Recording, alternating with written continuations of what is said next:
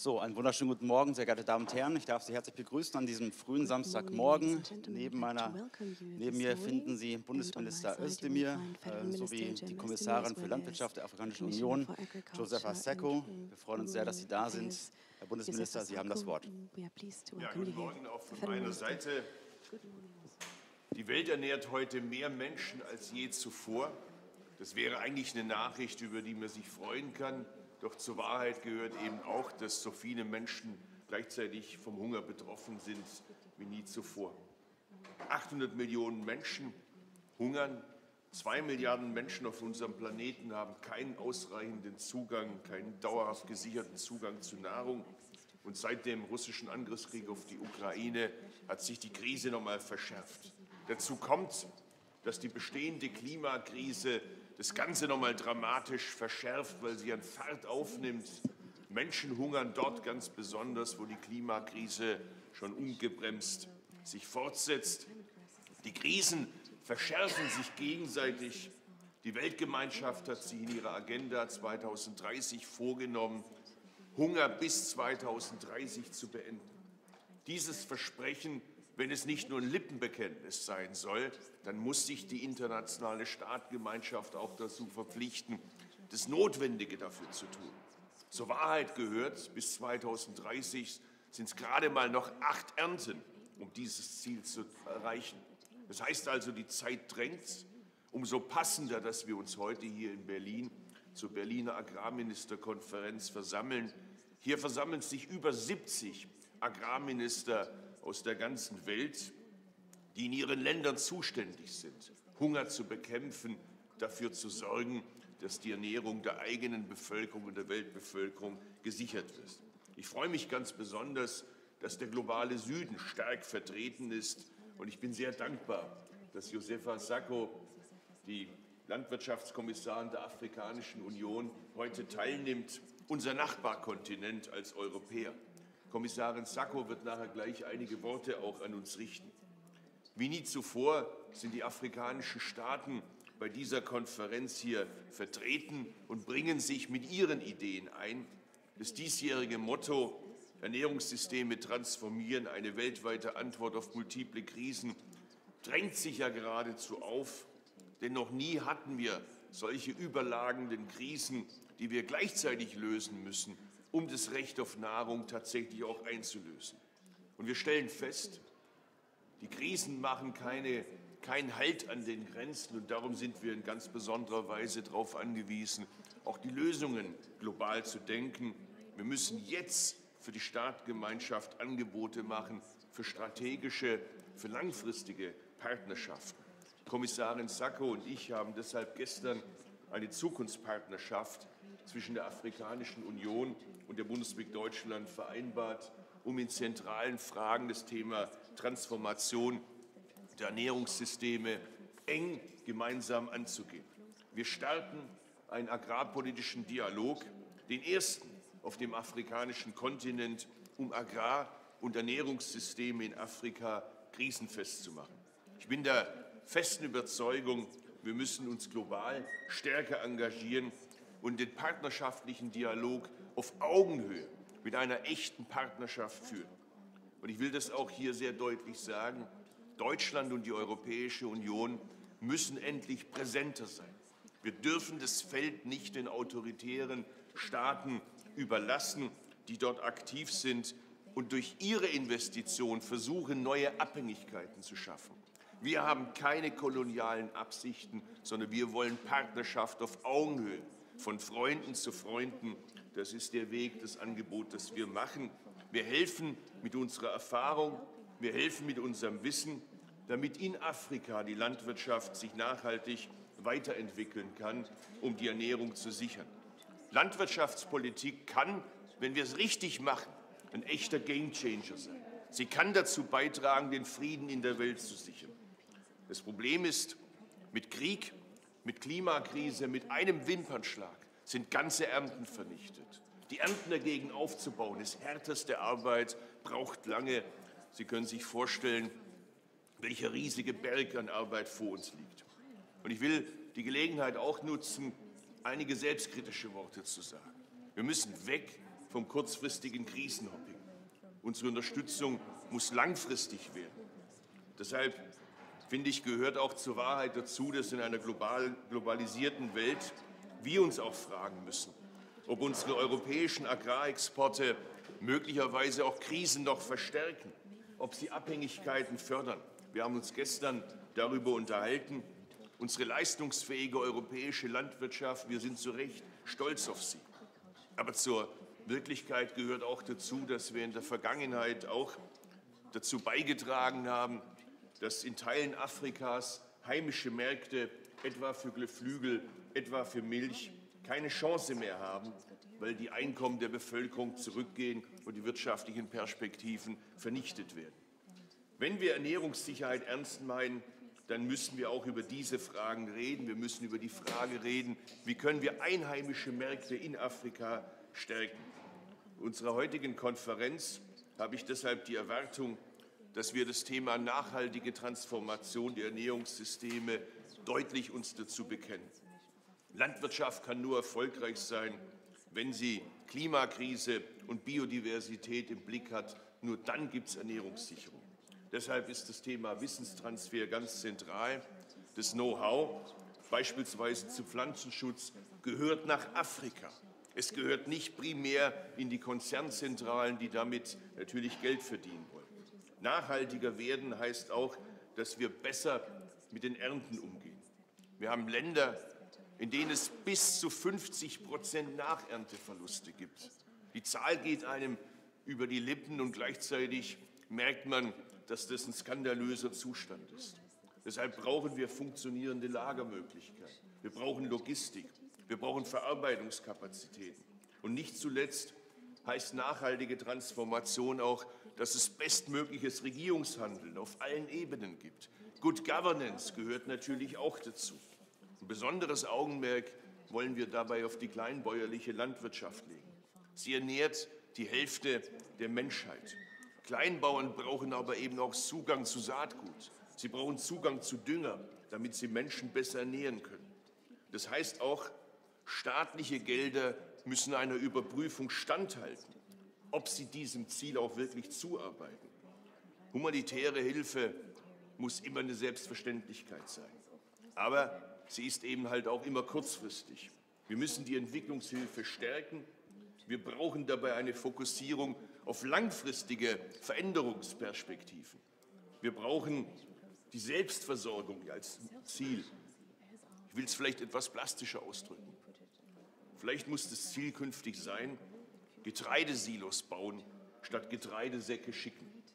Es muss uns um Empowerment Afrikas gehen, um echte Lösungen. Herzlichen Dank.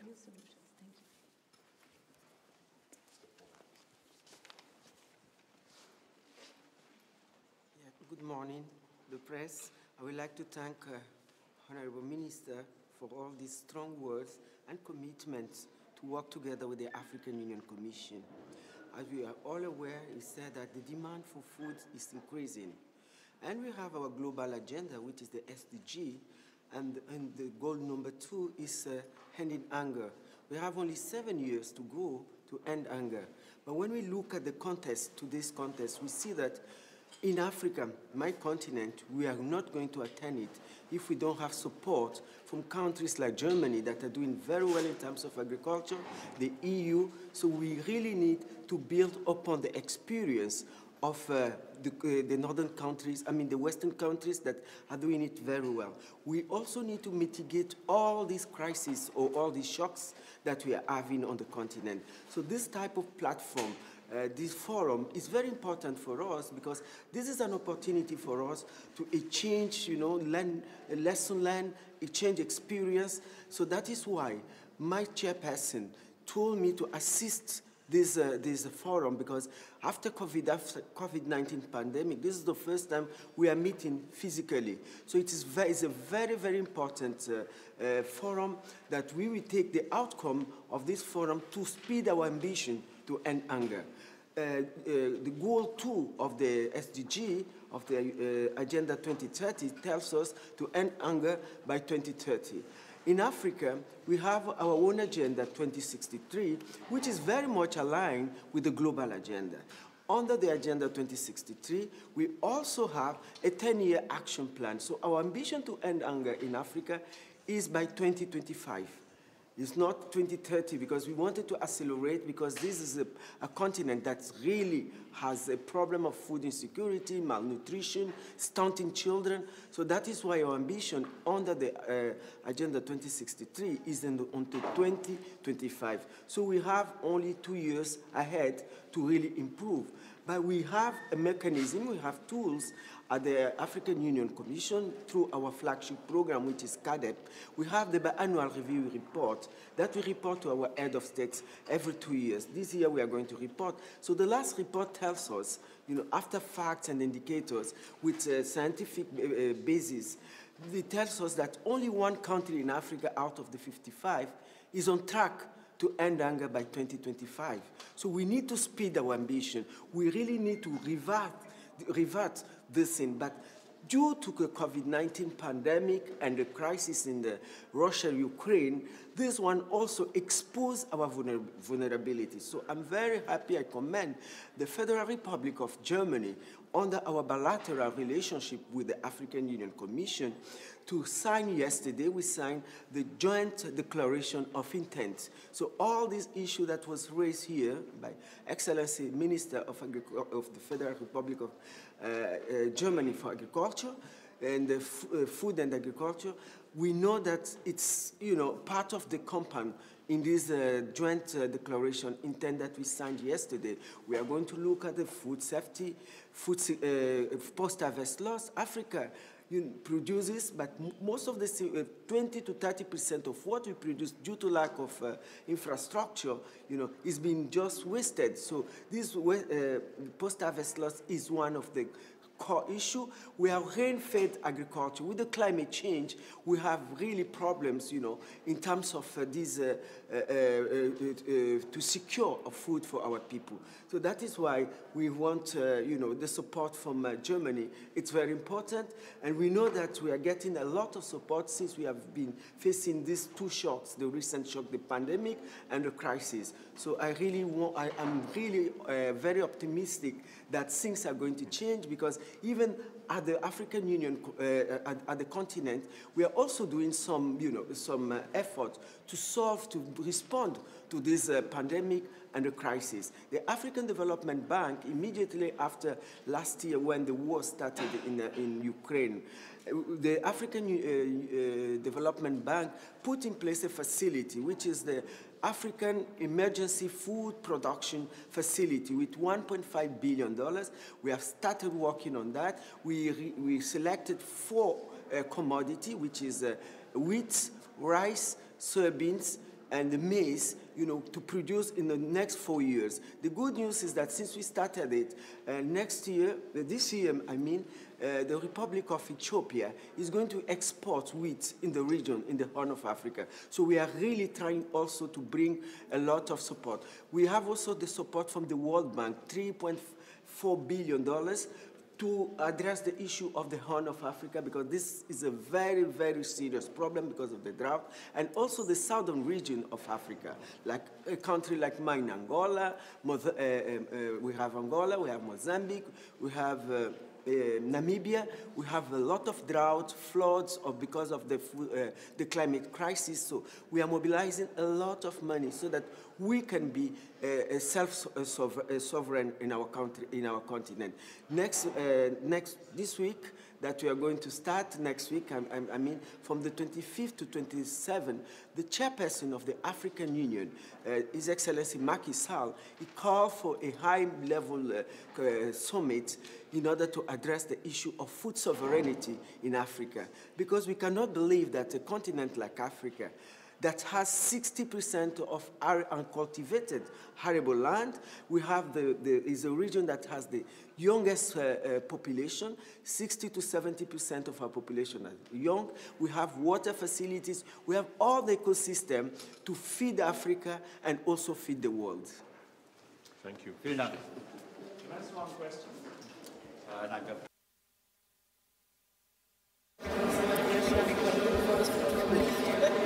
Dear colleagues. Liebe Kolleginnen und Kollegen,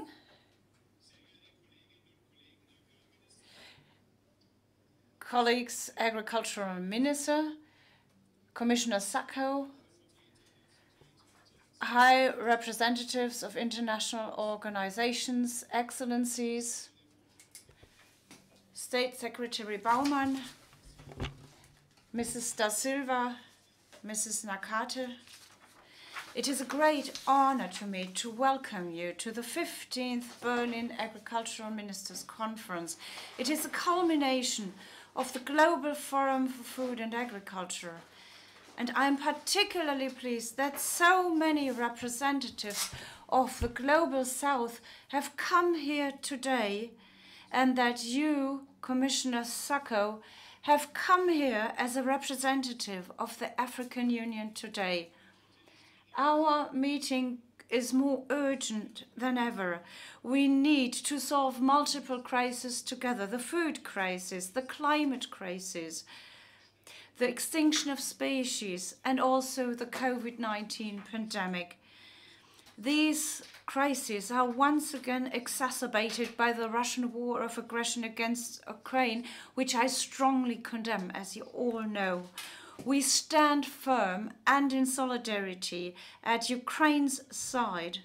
I'm very happy to welcome you here today to our meeting, Mr. Solsky. And your president has asked to be able to send us a message today. He wants to speak to the Davos of the agricultural community or to the Munich Security Conference. Sorry, we have no tone. And tone is back. And we hope that this will be technically feasible. Ladies and gentlemen,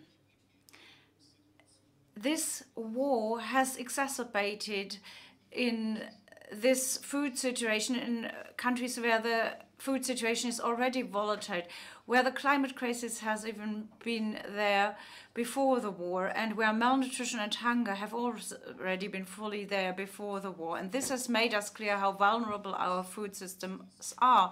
And this is why we put the transformation of our food systems at the center of this year's GFFA, because sustainable, resilient, and climate-smart food systems are key to the long-term food security of a continuously growing world population.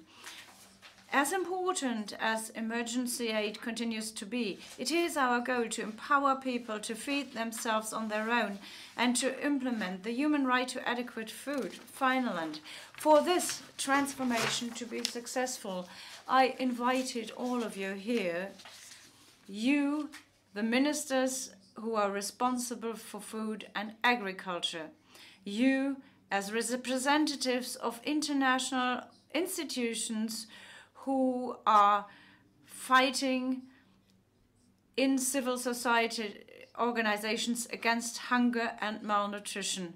But I also invited the young generation, that is the voice of those who are already suffering enormously by the multiple crises, which is not only the young generation, but also women, small-scale farmers. And I'm particularly pleased that we have the opportunity today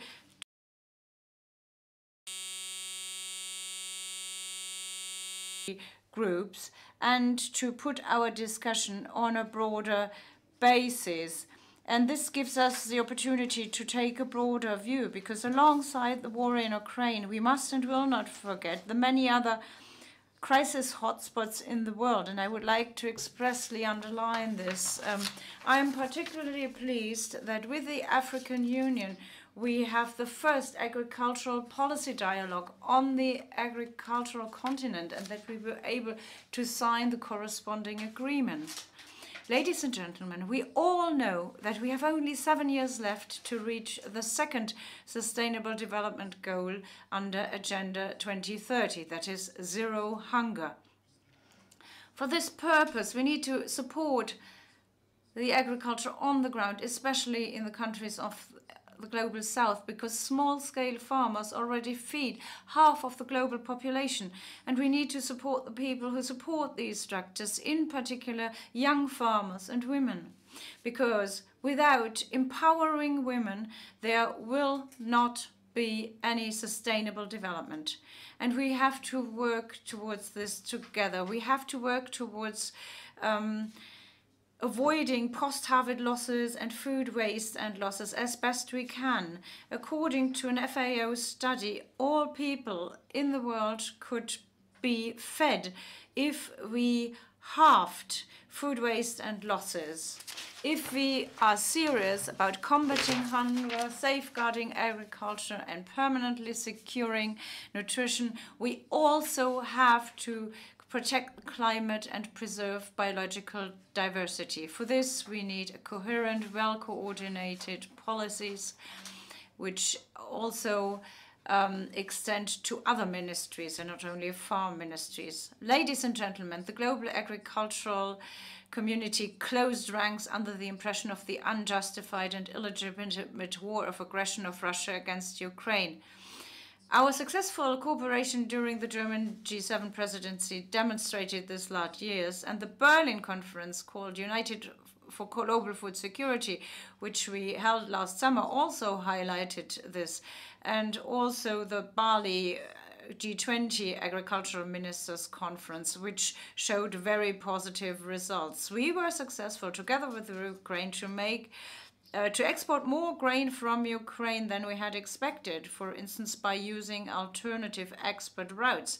Thanks to our common efforts, the world markets were able to stabilize again and almost reached pre-war levels. Let's take up the thread of this fruitful cooperation. The 2021 UN Food Systems Summit identified Agenda 2030 and the transformation to sustainable agricultural and food systems as central building blocks for global food security.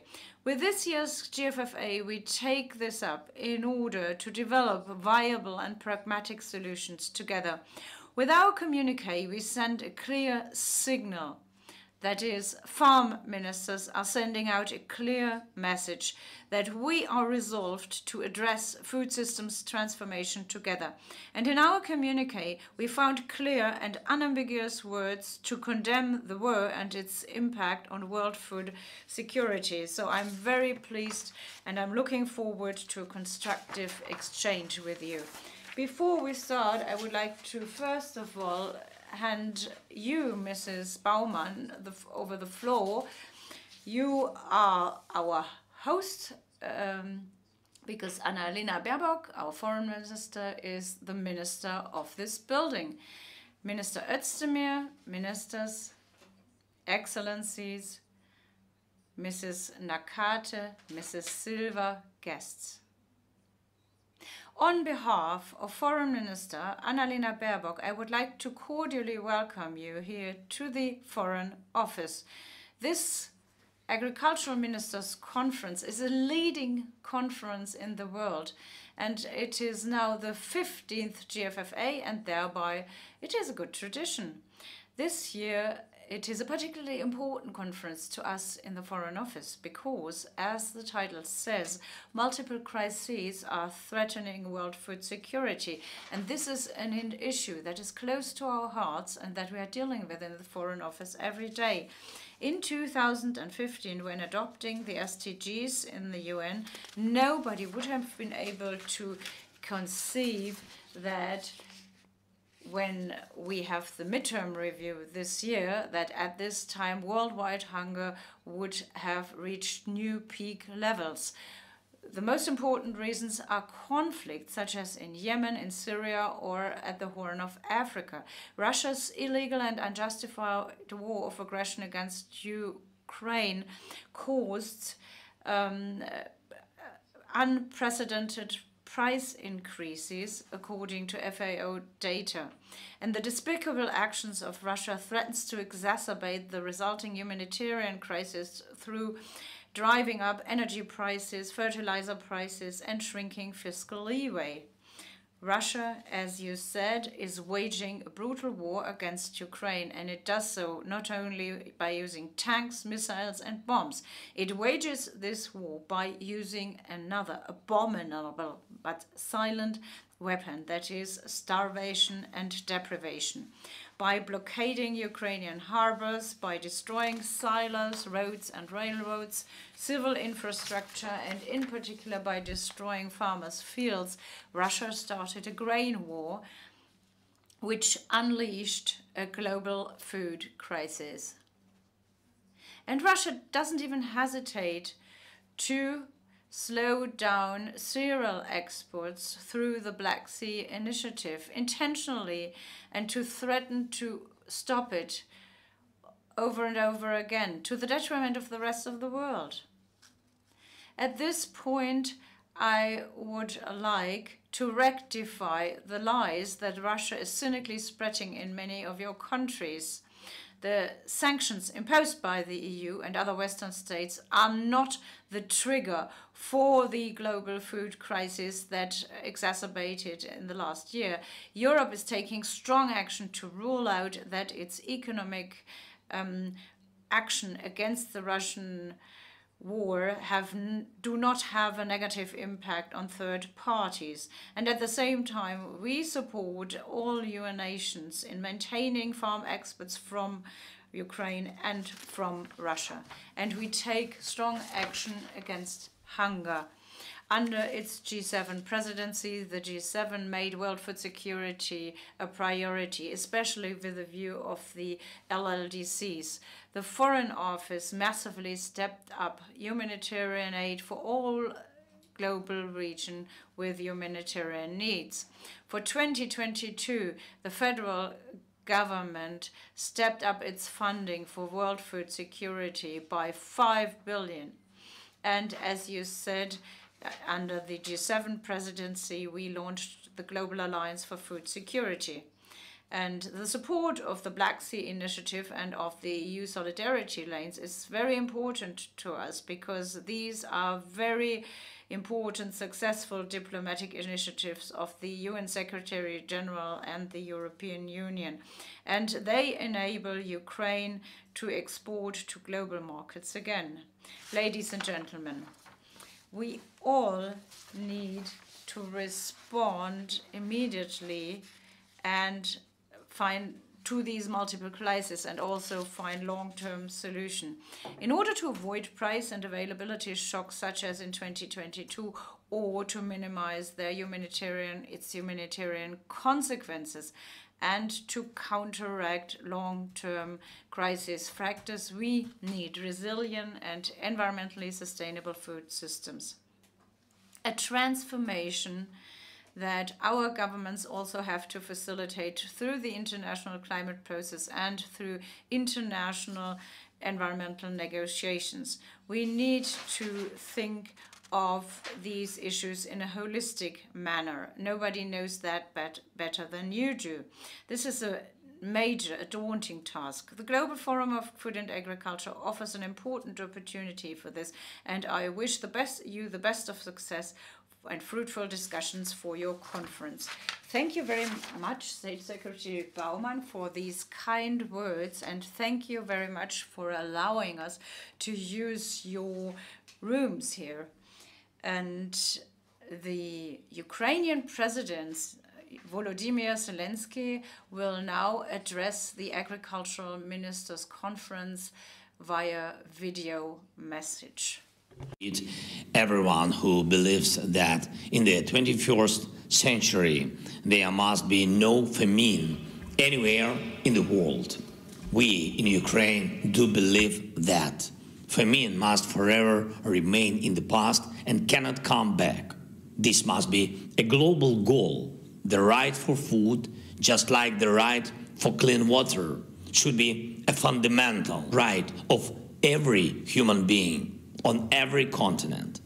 And anyone who tries to deprive people of food or water is an enemy not only to those who are doomed to starve or suffer from thirst, but also is an enemy to humanity. We must defeat such enemies together. Ukraine has always been and will always be a responsible participant in global food market relations. Even having suffered from terrorist aggression from Russia, we continue to supply food to the countries all over the world.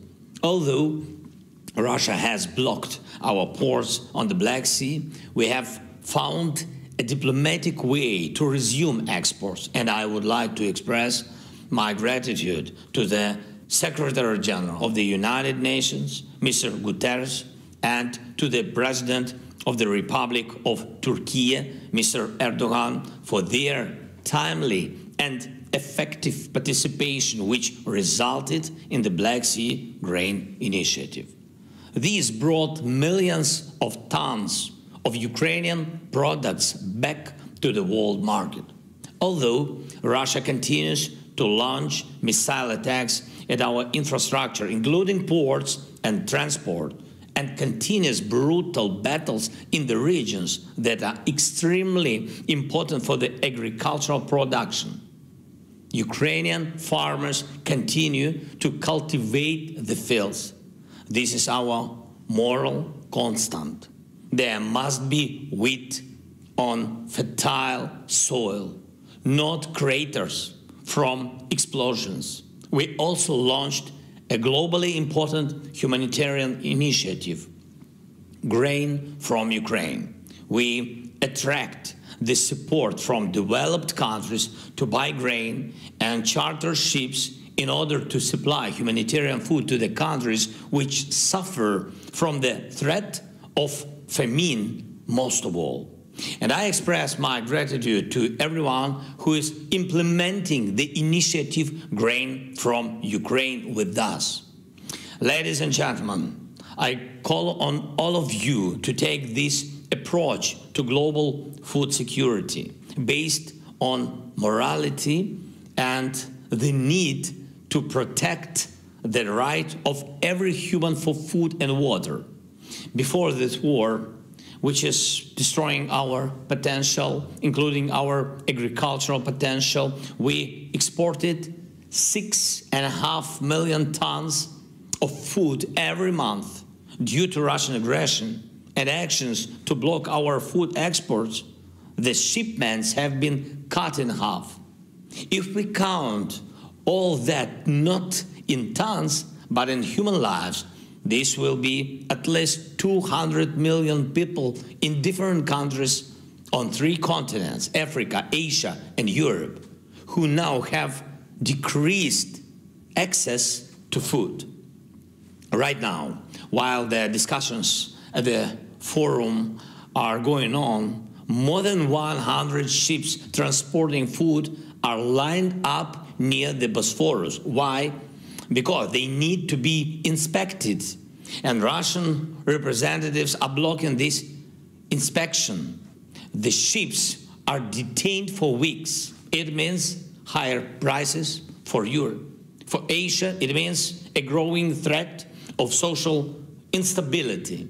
In Africa, for such countries as Ethiopia or Sudan, it means empty tables for thousands and thousands of families.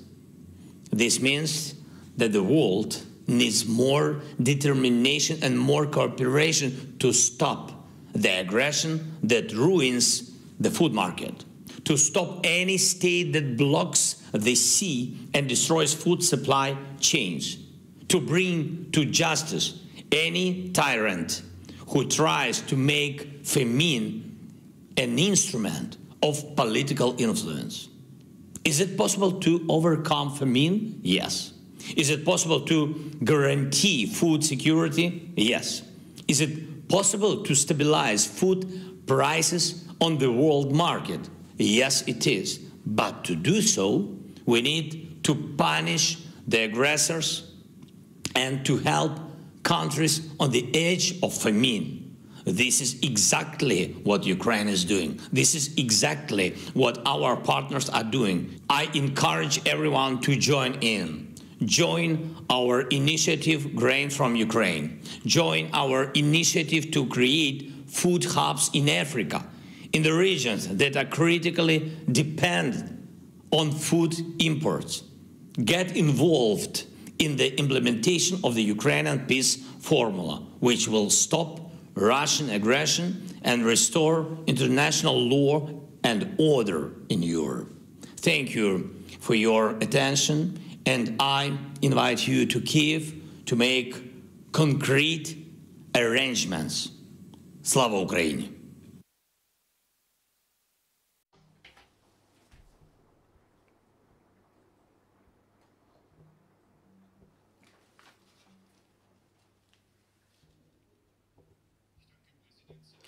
Thank you, President Zelensky, for these impressive words. Colleagues, at this GFFA, we would like to give a voice to the young generation in particular. This is why I not only invited young farmers, but only 2 young speakers who can offer us new ideas for our discussion from their perspectives. First of all, I would like to give the floor to Vanessa Nakati. She's been an advocate for mitigating climate change, not only in her country, in Uganda, in Africa, and also worldwide. She's been doing so for many years now. She was the first Fridays for Future activist in Uganda, and she had already been invited to COP25 in Spain to present her calls there. Vanessa Nakati, you have the floor. Thank you very much. Greetings to you all. Last September, I spent a few days with UNICEF in Turkana County in the Horn of Africa to meet with people who are suffering from the historic drought that is wreaking havoc on communities there.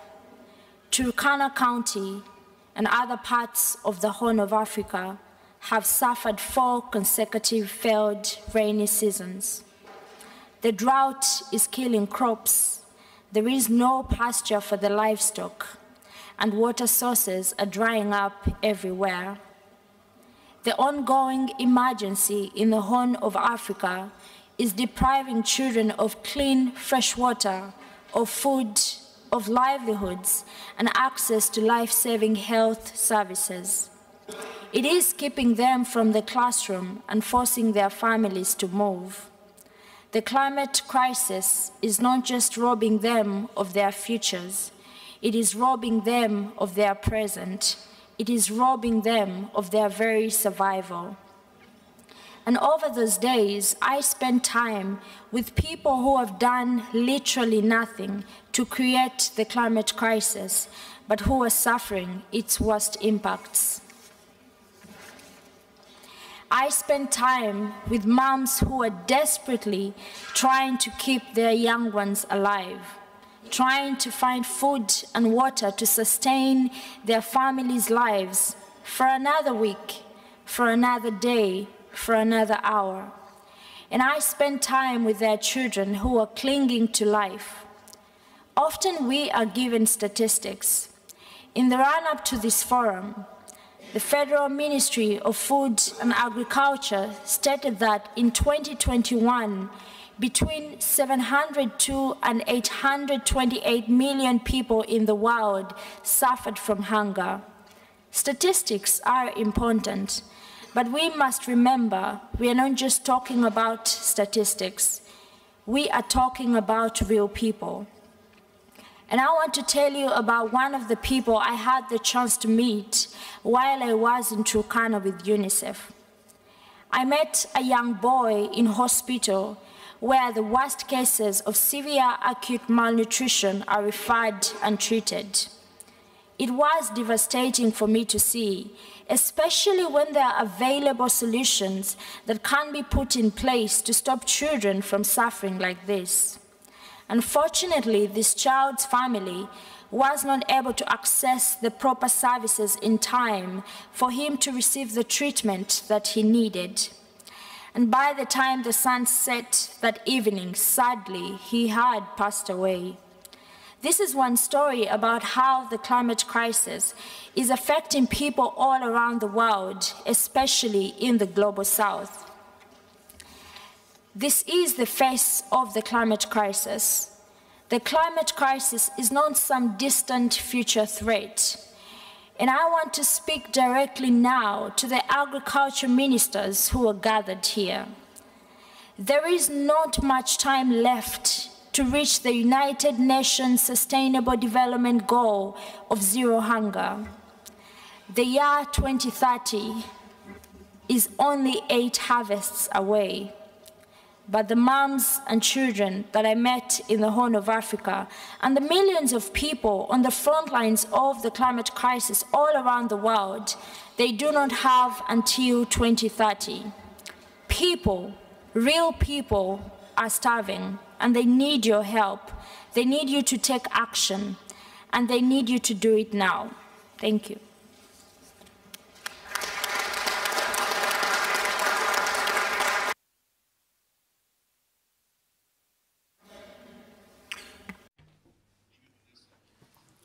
Vanessa Nakati, thank you very much indeed for the insights and your impressive, committed work. Now I would like to give the floor to another impressive young woman. She comes from Rwanda and she has been living in Britain for many years now. She is an award-winning choreographer and dancer, and in 2019 she was named Advocate for Rural Youth by the International Fund for Agricultural Development, IFAD. And since then, she's been using this global platform to advocate young people's interests in rural areas. Sherry Silver, you have the floor. Thank you.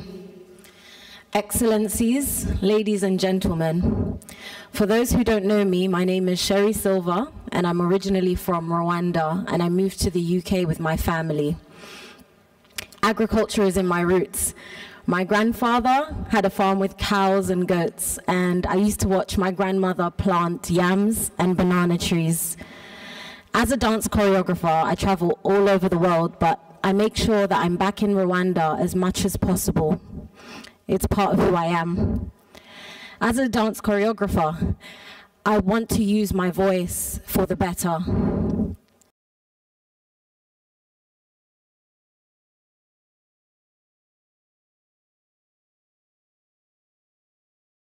Hello? Thank you. I tried to give back by supporting young Africans in Rwanda, Nigeria, and Uganda to achieve their dreams. For millions of young people living in rural areas, those dreams are of farming. So I'm here today to tell you that if we're going to transform food systems, we need to work for and with young people. Young people will need decent employment. Food systems can offer that. They will also need to eat well. Food systems must supply that. One thing that stands out to me when I go to my country, Rwanda, are the sheer number of young people. For example, here in Germany, the average age is 45.7. In Rwanda, it's 20. 4 out of 10 people in Rwanda are under the age of 15. They're young people everywhere. Youths have the energy and the talent to change the world. Don't you agree?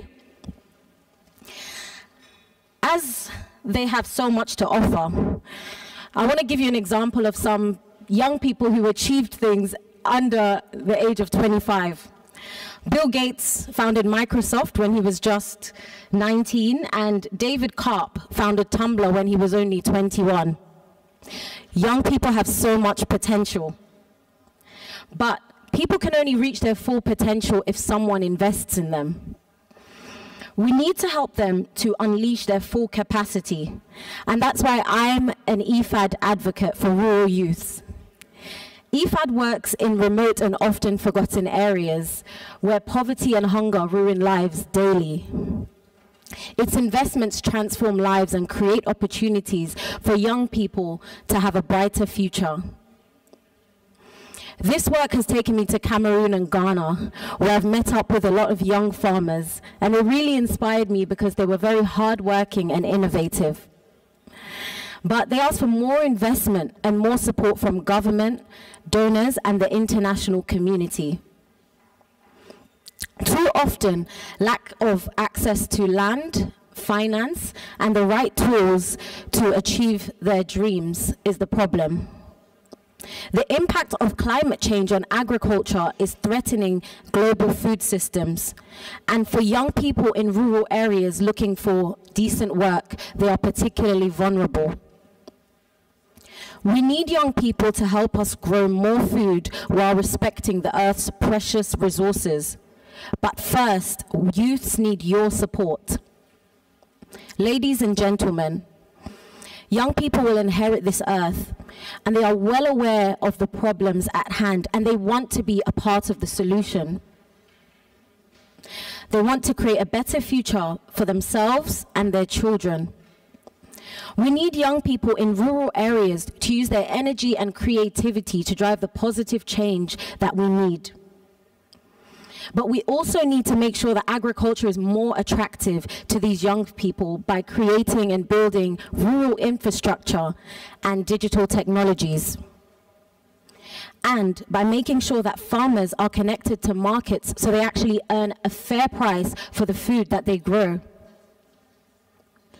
I would like to thank Germany for its leadership in food issues and for its strong support for IFAD and also for programs for the youth. Dankeschön, Deutschland. I've been practicing that one. I hope I said it right. And I would also like all of you to work with your governments to increase support for agriculture initiatives that prioritize youths. Organizations like IFAD that support youths in rural areas need to be fully funded. Working together, we can ensure a bright future for young people in modern food systems so they can build the future that they want and deserve to feed a hungry world. Thank you.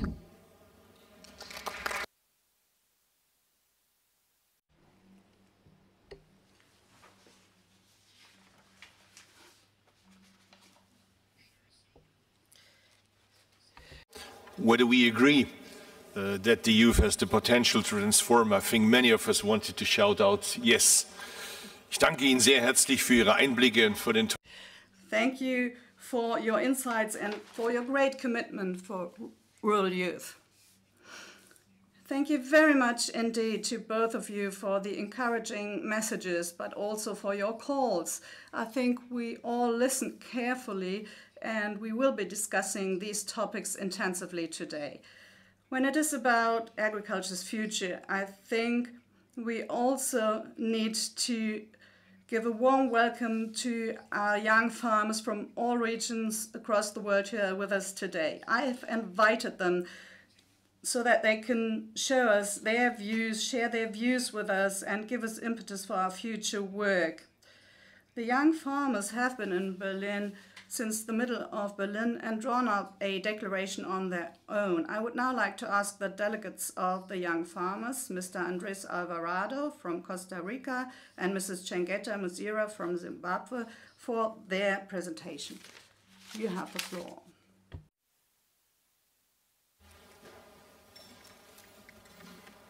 Thank you so much. Good morning. We're very happy to be here representing the young farmers of the world.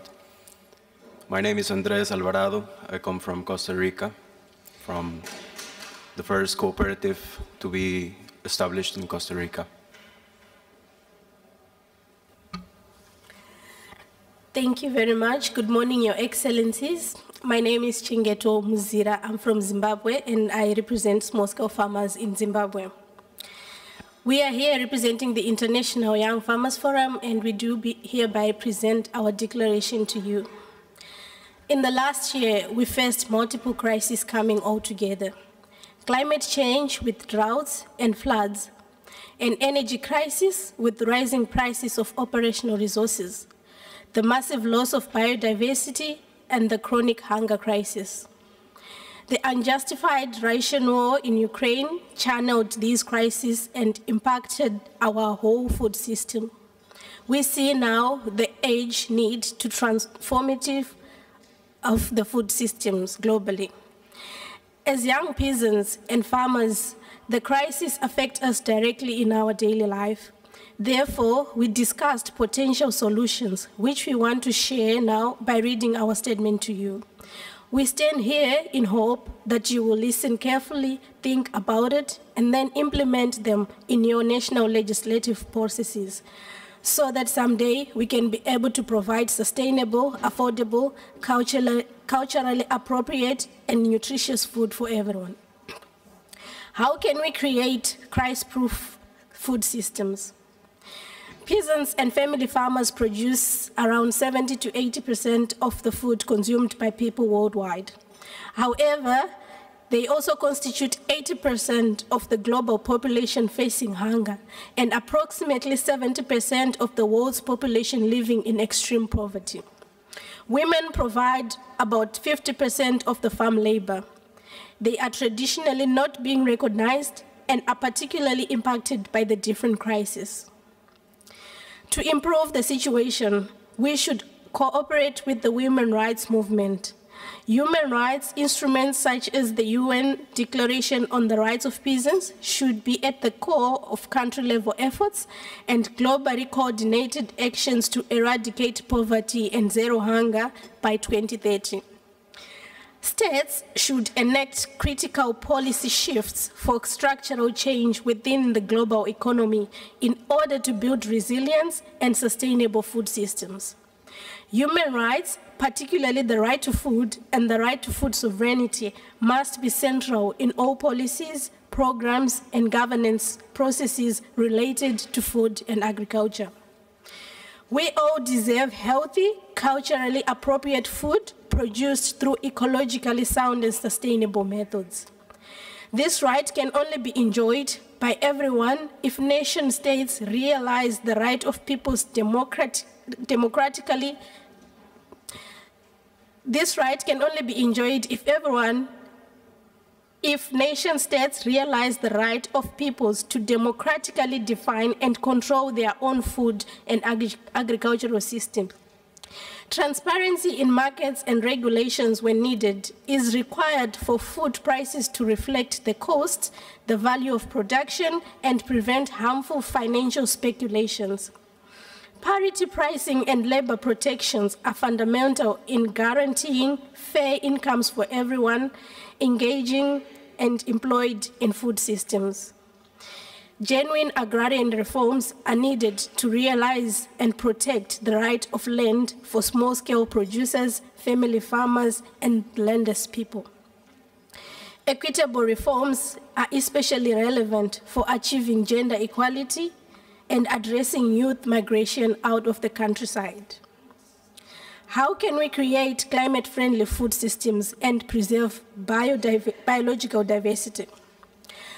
Agroecological transition pathways are key to solving the root causes of rural poverty, hunger, and environmental degradation with contextualized solutions and bottom-up territory processes that enhance the autonomy and adaptive capacity of small-scale food producers. As recognized by the UN Food and Agriculture Organization, agroecology is crucial for realizing the right to food as well as adapting to and mitigating climate change while also addressing the input dependency, fertilizer shortages, food loss and waste, and the environmental cost of agricultural supply chains. Farmers are among the first to be impacted by climate change. But agriculture is also a contributor to greenhouse gas emissions, which cause climate change. Nevertheless, agriculture can be a crucial part of the solution through mitigation efforts.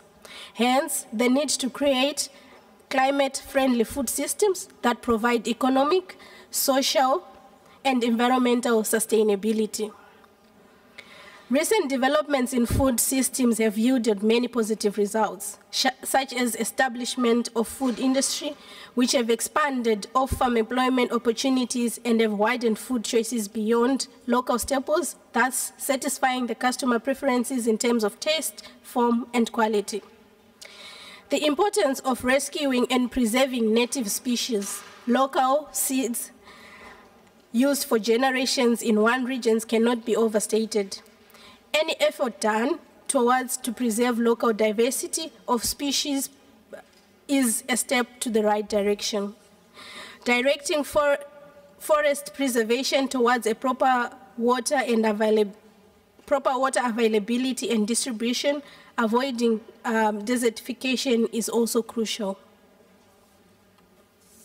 When addressing the importance of the collaboration needed for sustainable global food systems, we understand that we're dealing with a very complex system. And that brings then the need for shorter supply chain, and so that farmers can adapt to the consumer demands, but also the policymakers will understand better what producing food really means. In order to achieve SDG 2 in the short time that we have, we need to understand that the issue is not only about food production, but also about affordability, accessibility, and distribution of food. So it also includes the nutritional value of the food that we're giving to the people. And even a global playing field is essential, so food producers can rely on local, territorial and global markets for both selling their products and acquiring the critical tools that they need. Access to information and knowledge is critical if farmers are to produce more from less. All farmers should have the ability to decide on agricultural policies at all levels. To improve international collaboration for sustainable global food systems, the UN Committee on World Food Security, CFS, could be strengthened as a participatory multi-stakeholder forum by increasing support for the civil society and indigenous peoples mechanism, CSIPM, an essential and autonomous part of the CFS. CISPM needs greater funding as well as more support for their policy position in CFS processes. As we draw closer to the end of the GFFA 2023, it is clear why the event starts with the future leadership and ends in this forum, the present leadership. Young farmers from all over the world, we got together, we talked to each other, and we came to consensus on various things. It was difficult, but we did it. The experience has taught us that, for the most part, we actually know what we have to do. And what we need to do right now is sit down, talk to each other, cooperate, get rid of the selfish reasons that drive us apart, and actually do the job. Our current situation is demanding, actually screaming for actions. And we hear it, and we are echoing it to you, Excellencies, the ones responsible to give us what we need today, a coordinated international plan for action. Thank you very much.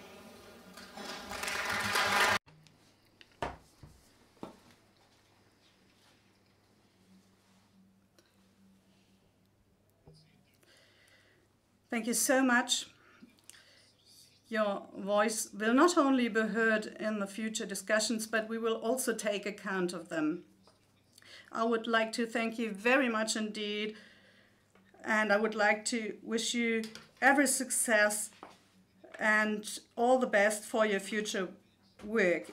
Shortly we will be taking photos with the young farmers from all over the world and with Sherry Silver and Vanessa Nakati.